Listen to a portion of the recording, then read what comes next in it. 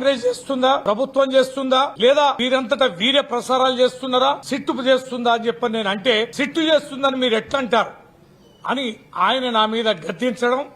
వాడెవడో వీడెవడో మాట్లాడితే నువ్వెలా మాట్లాడతావా అని నన్ను నిలదీసినప్పుడు నేను ఒక మాట జారడం జరిగింది. అది ఏబిఎన్ ఉద్దేశించాలే, వెంకటకృష్ణ గారిని ఉద్దేశించాలే. ఈ విష ప్రచారం చేస్తున్న వారి పట్ల,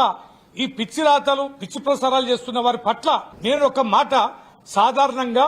మాట్లాడే పరిభాషలో ఒక మాట అంటే, ఒక లెజిస్లేటర్ నన్ను చూడకుండా, అతిథిని అనేది కూడా చూడకుండా,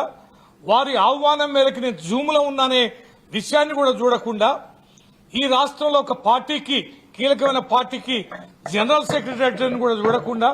ఒక ఉద్యమ నాయకుడిగా నా వ్యక్తిత్వాన్ని చూడకుండా, నా జీవితంలో ఎన్నడూ వినగూడని పదాన్ని get out from my debate అని 10 సార్లు గర్జించి అవమానపరిచిన తీరు నిజంగానే హృదయాన్ని కలిసివేసింది.